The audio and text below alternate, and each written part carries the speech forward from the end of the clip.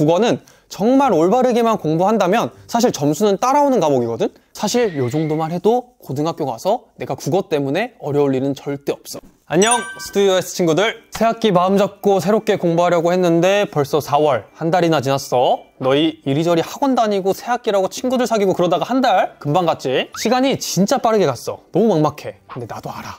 나도 어느 순간 딱 돌아보니까 뭐 친구 사귀고 축구하고 재밌기는 했는데 4월이더라고. 근데 그러다 보면 아무것도 못한 상태로 한 학기가 지내고 방학 보내고 하다 보면 어느새 고등학교, 누구는 수능 막 이렇게 금방 시간이 갈 거야. 그러니까 나는 지금이라도 이 4월달이라도 너무 중요한 때라는 걸 좀 알려주고 싶어. 지금 올바른 공부법을 알고 준비해야 할 늦지 않은 시기니까 지금 놓치면 절대 안 되니까 좀 집중해서 한번 우리 같이 한번 들어보자. 그래서 내가 오늘 너네들에게 다 짜주려고 이렇게 왔어. 특히 내가 잘할 수 있는 국어 관련해서 중학생 때부터 고등학생까지 공부는 어떻게 하고 계획은 어떻게 잡고 시기별로 언제 뭐를 해야 하는지까지 다 알려줄게. 단순하게 내신뿐만이 아니라 수능과 관련된 이야기까지 할 거니까 끝까지 집중해줬으면 좋겠고, 이 영상 하나에 전반적인 국어 로드맵을 자, 짜주도록 해볼게. 나는 수능 국어는 당연히 1등급 100분이 99를 맞았었고, 그것도 한 번이 아니야. 난 3번이나 맞았었어. 그 다음에 중학교 때, 고등학교 때 내신 같은 경우도 계속 1등급이었지. 특히 중학생 때는 중간고사, 수행평가, 기말고사, 수행평가 이렇게 한 4번 정도의 시험이 있잖아. 내가 한번 전체 다 100점을 맞았어서 100점으로 1등을 한 적도 있었어. 국어는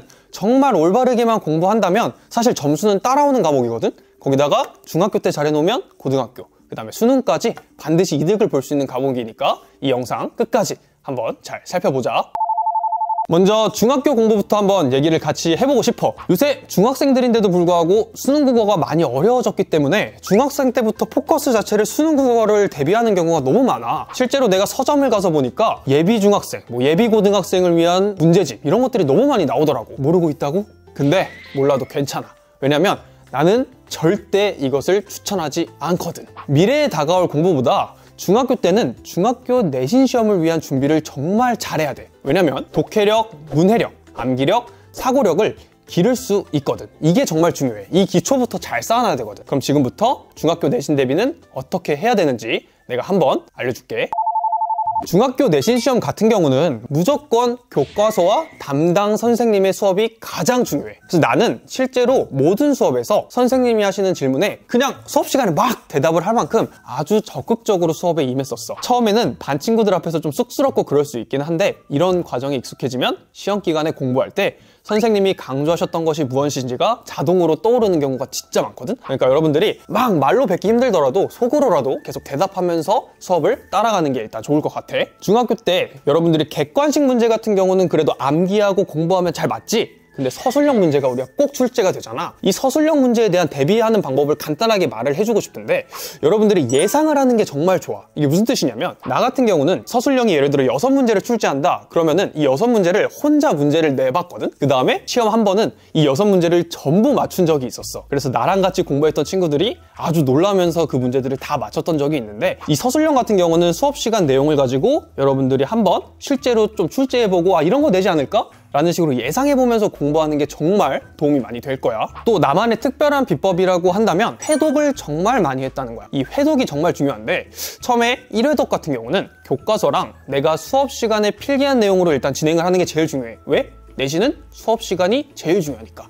그 다음에 2회독 같은 경우는 문제집을 한 권 사서 시험 범위에 해당하는 부분을 풀고 채점을 하는 거야. 근데 여기서 3회독이 진짜 중요해. 문제집을 풀고 내가 교과서에 무언가를 정리를 했으면 책 2권을 지금 본 거잖아. 근데 3회독에서는 이 문제집에서 오답하는 과정에서 내가 새롭게 알게 된 거나 중요한 것들을 1회독에 필기해뒀던 것에 옮기면서 체크를 하면서 3회독을 하는 게 중요해. 그러니까 좀 단권화를 시킨다는 느낌으로 내신 공부를 하는 거야. 그 다음에 마지막 4회독에서는 문제집 내용이랑 교과서를 계속 비교하면서 암기를 본격적으로 하는 단계인 거지. 이 회독을 진짜 유지하는 게 너무 중요해. 왜냐면 회독을 공부하면 일단 효율적이야. 내가 1회독을 할 때는 1시간, 2시간, 3시간이 걸릴 수가 있어. 근데 2회독에는 무조건 1회독에 걸렸던 시간의 절반을 유지한다는 생각으로 공부를 해주고, 3회독에는 2회독의 또 절반을 해준다고 생각을 해줘야 돼. 내신 기간에 여러 가지 과목을 공부를 해야 되잖아. 근데 우리는 국어 과목을 남들보다 더 많이 보고 있는데 더 적은 시간으로 공부를 할 수 있게 되는 거겠지? 그러니까 이 회독을 여러분들이 꼭 가져갔으면 좋겠어.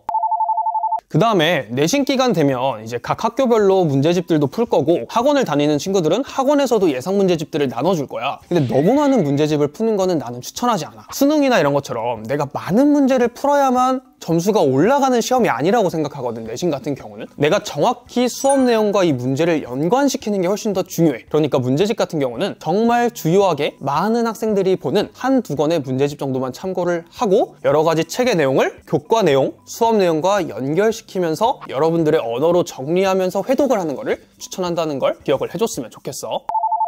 일단 지금까지는 내가 중학교에서 중학교 내신에 집중하는 공부법에 대해서 말을 했거든. 회독을 잘하고 수업 내용에 좀 집중해라가 핵심일 것 같아. 근데 우리가 아무래도 수능을 좀 염두해주는 친구들이 많잖아. 그러니까 고등학교 국어를 위해서 중학생 시절을 어떻게 보내야 되는지라도 내가 말을 해보도록 할게. 중학생 때 국어를 위해 꼭 해야 하는 게 무엇일까라고 생각을 하면 아무래도 독서, 그러니까 비문학 부분이라고 생각을 하거든. 근데 그렇다고 해서 여러 가지 고등학교 비문학 문제집을 사서 풀라는 뜻이 아니라 그냥 독서 그 자체에 조금 재미를 붙이고 집중하는 거를 했으면 좋겠다는 뜻이야. 내 경험으로 한번 얘기를 해볼게. 나는 중학교를 다닐 때 국어, 수학, 영어, 과학, 사회와 같은 교과목에 해당하는 학원을 다녀본 적이 한 번도 없어. 근데 책을 읽고 글을 쓰고 토론을 하는 학원을 다닌 적은 있어. 근데 나는 이게 내가 국어를 잘하는 좀 비결이라고 생각을 해. 어쩔 수 없이 이런 학원을 다니다 보니까 중학교를 졸업할 때까지 한 달에 4권 정도는 책을 꾸준히 읽었었던 것 같아. 안 그래 보일 수 있거든? 내가 좀 책이랑 거리가 멀어 보인다고 생각을 할 수도 있는데, 이렇게 이미지를 보면 내가 생각보다 책을 되게 많이 읽었어. 고등학교 때는 책을 많이 읽을 시간이 없어. 근데 중학교 때 이거를 좀 많이 해놓으면 내가 고등학교 때 마주쳐야 되는 텍스트를 읽을 때 정말 많은 도움이 돼. 요새 너희들 유튜브나 틱톡 같은 거 너무 많이 보지. 고등학교 국어, 수능에서 정말 도움이 되기 위해서는 이런 것들을 좀 줄이고 책을 읽는 습관을 한번 가져갔으면 좋겠어.